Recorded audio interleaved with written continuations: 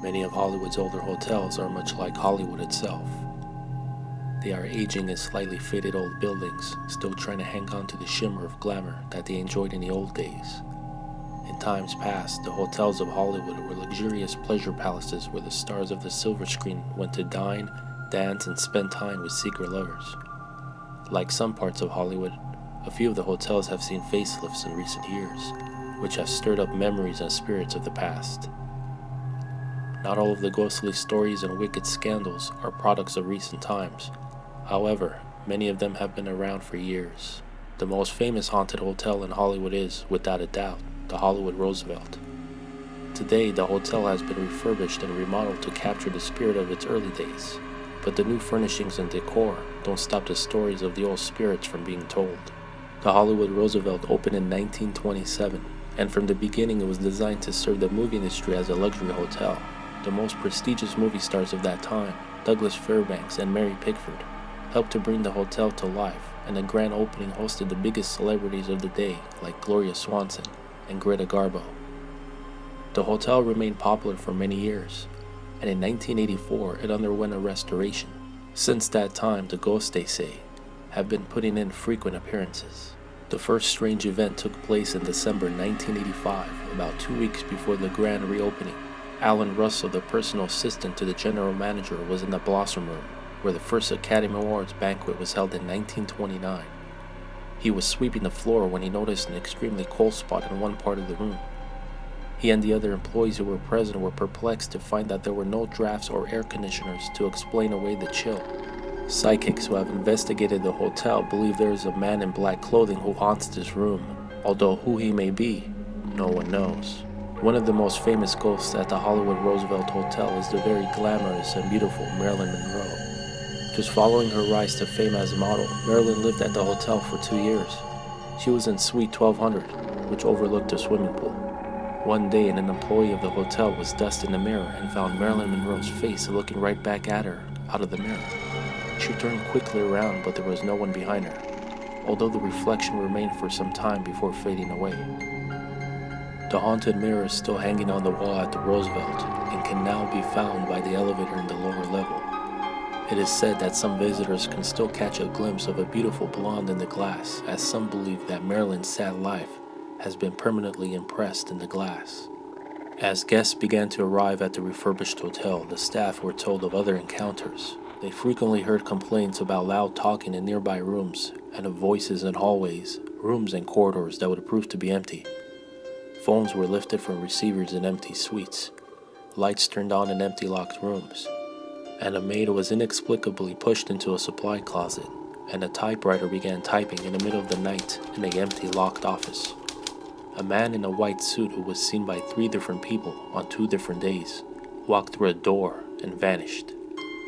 Extra bedspreads that were hung on a rod in the basement began moving on their own, and a little girl was seen playing in the lobby and then vanished before the eyes of a startled staff member.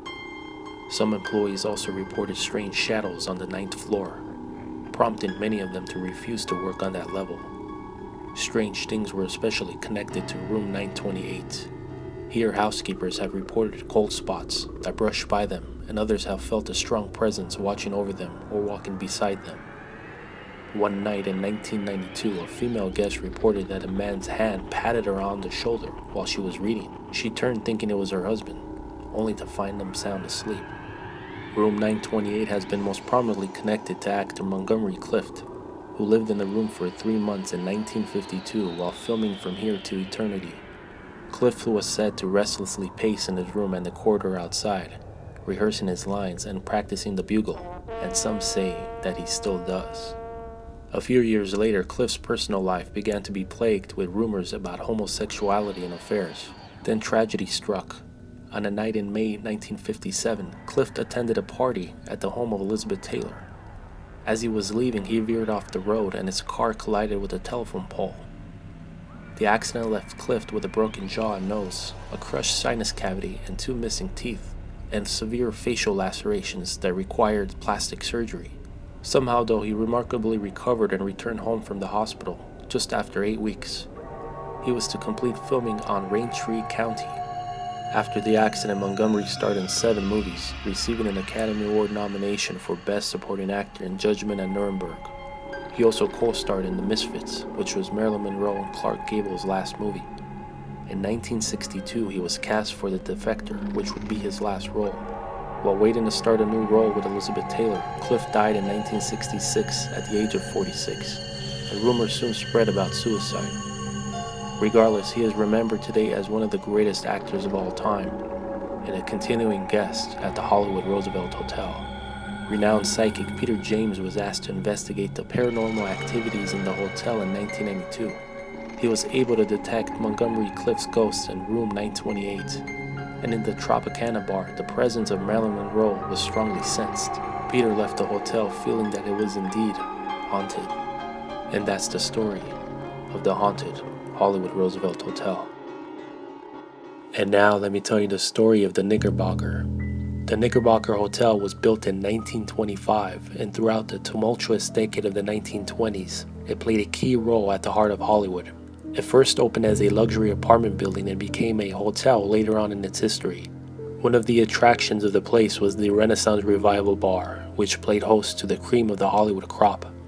One frequent guest was Rudolph Valentino, the silent screen star, who reportedly loved to dance the tango to the live music performed in the saloon.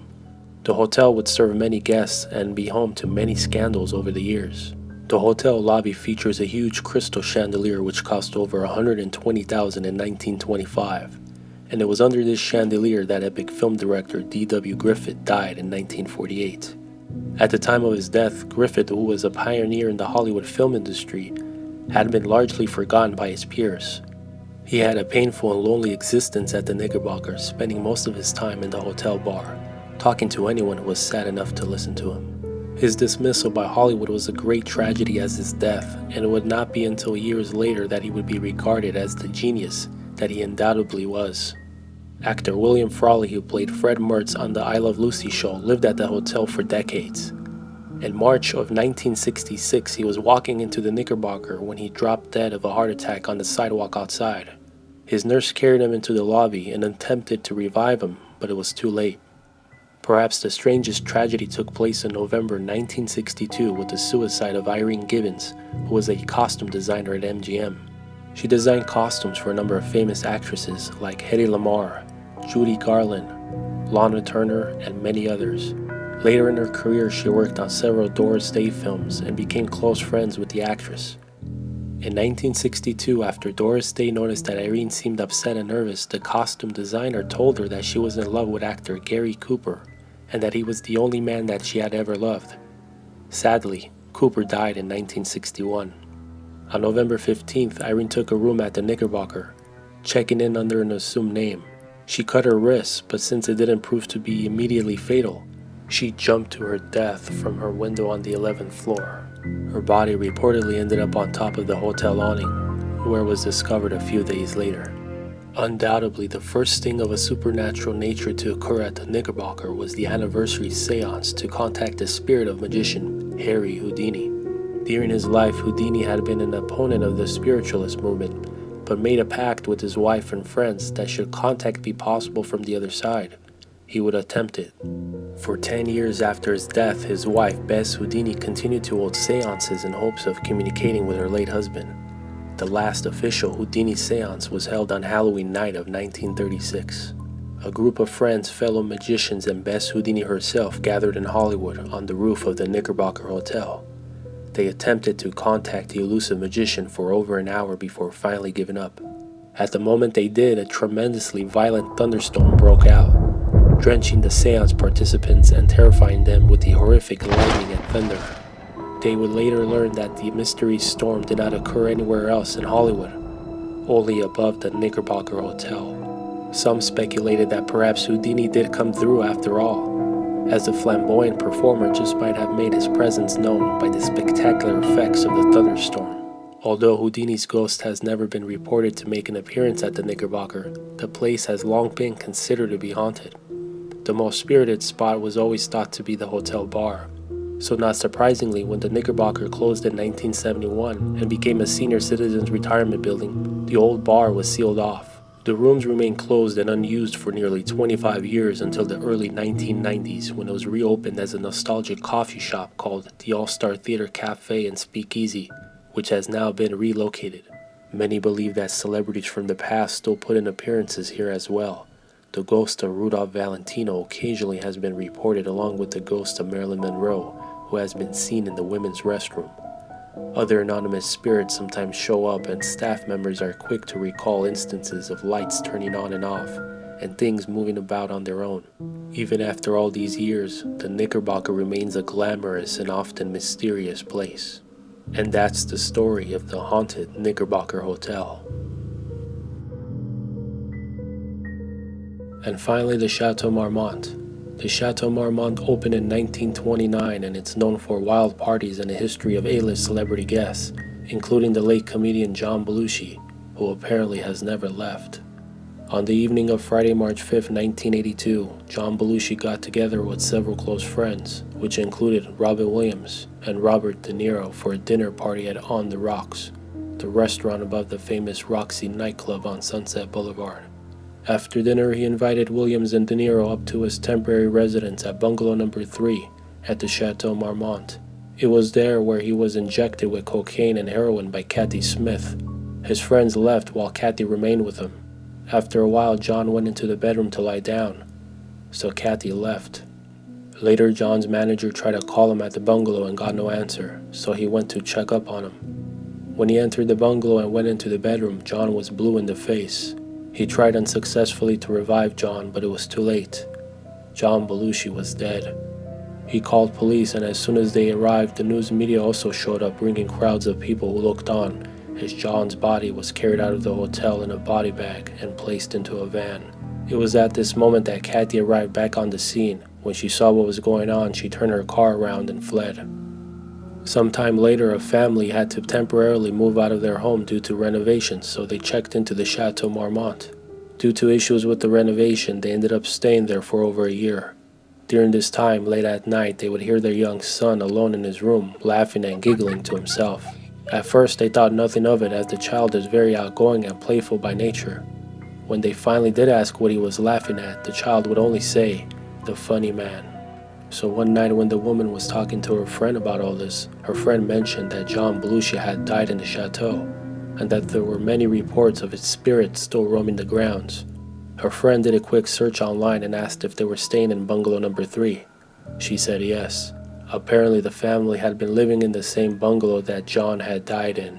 Some initial thoughts were to take pictures of various actors and show them to the child to see if he could recognize the funny man. But according to the mother, this never came to fruition. A few days later, the boy began to complain that he wasn't sleeping well because of the funny man, who would awaken him and want to play and make him laugh. So one night when the mother of the child was in bed looking at a book about the Chateau Marmont, her son wandered in. He was very interested in what she was looking at, and she told him it's about the chateau as she turned the pages.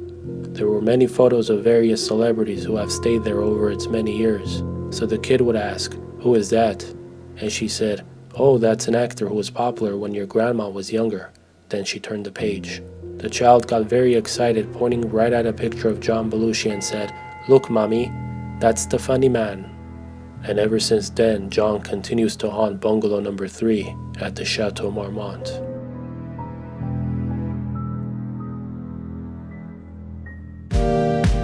Hollywood, Hollywood, yeah, that's where you say you're from. You thought you could make it, but the city won, yeah. Now you're living on. Nothing but pills and low income, your hope's all gone. So give yourself away, show me how you go. Oh, oh, on the floor. Oh, oh, coffee and roast. Go for me. You got me feeling so way. Hey, so I'll say, hey, hey, this is the day you became a holy.